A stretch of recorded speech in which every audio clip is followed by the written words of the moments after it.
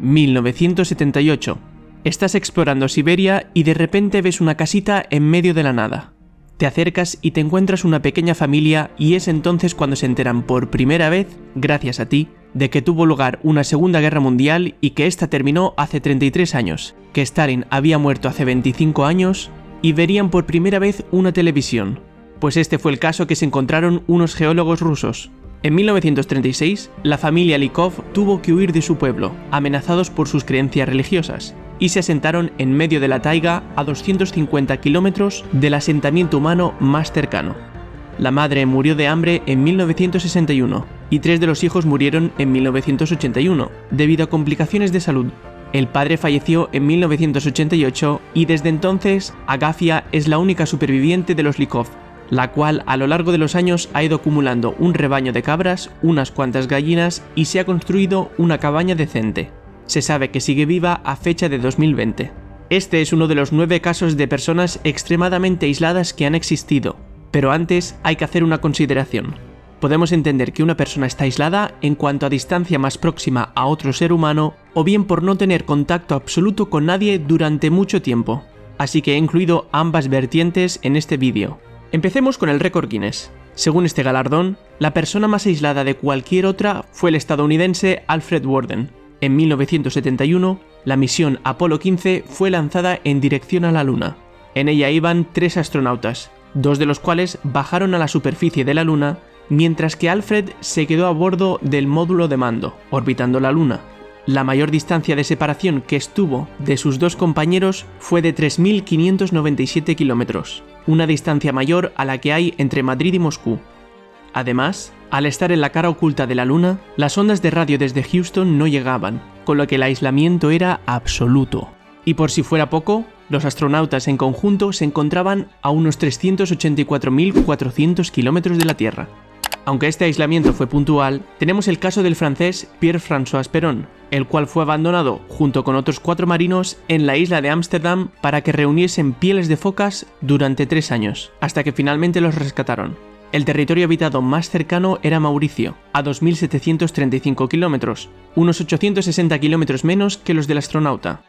Pasando a un caso más actual, existe un indígena en la selva amazónica de Brasil, del que se desconoce su nombre, al cual han apodado Indio do Buraco, en español Indio del Agujero. Este apodo deriva del gran agujero, de 1,8 metros de profundidad, que se encuentra en cada casa que ha ido abandonando. Estos agujeros bien podrían ser para capturar animales, para que él se escondiese o podría tener algún significado espiritual. Avistado por primera vez en 1996, el resto de su tribu probablemente murió en varios enfrentamientos con ganaderos y madereros en las décadas de 1980 y 1990. La FUNAI del gobierno brasileño, Fundación Nacional del Indio, tiene declarados 110 kilómetros cuadrados alrededor de él como fuera de los límites de invasión y desarrollo. Desde entonces, FUNAI le vigila para tratar de impedir intrusiones en su zona. Sin embargo, un grupo de ganaderos armados en búsqueda de tierras le atacaron en 2009, pero logró sobrevivir. Ocasionalmente, la FUNAI le deja regalos con herramientas y semillas para ganarse su confianza. Hay múltiples historias de soldados japoneses que no se rindieron después de finalizar la Segunda Guerra Mundial, debido a sus sólidos principios de lucha y honor o al no haber recibido orden directa de sus superiores. Una de las historias más destacadas es la del teniente Hiro Onoda. En 1944 fue enviado a la isla de Lubang, en las Filipinas. Entre las órdenes que recibió estaban la de no rendirse bajo ninguna circunstancia, o la de no quitarse la vida. Un año después, en 1945, el ejército de Estados Unidos acabó con la mayor parte del ejército japonés en la isla, excepto con Onoda y 3 de sus hombres, los cuales escaparon a las montañas. Después de la rendición oficial de Japón ese mismo año, los soldados encontraron panfletos filipinos en los que les pedían que saliesen de las montañas, que la guerra ya había terminado. No se lo creyeron. Después, un avión japonés lanzó desde el aire otros panfletos avisando de lo mismo. Tampoco se lo creyeron.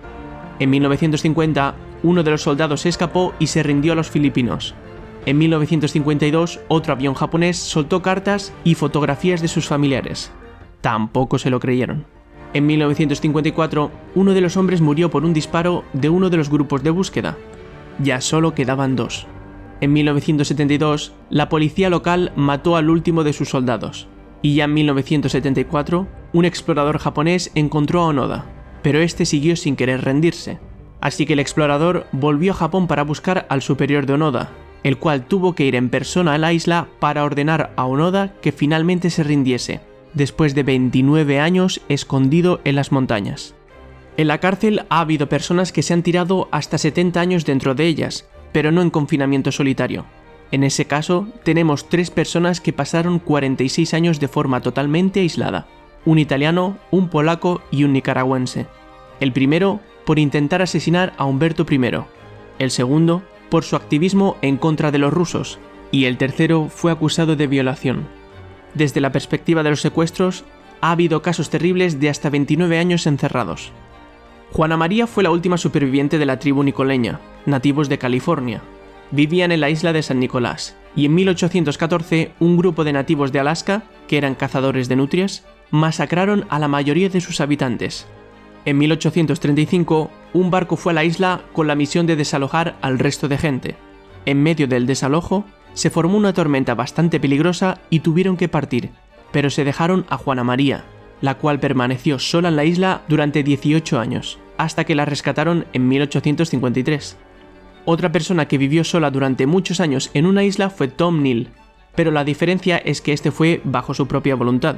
En 1952 se montó en un barco que iba a pasar cerca del atolón Suwarrow, un conjunto de islas deshabitadas desde el final de la Segunda Guerra Mundial.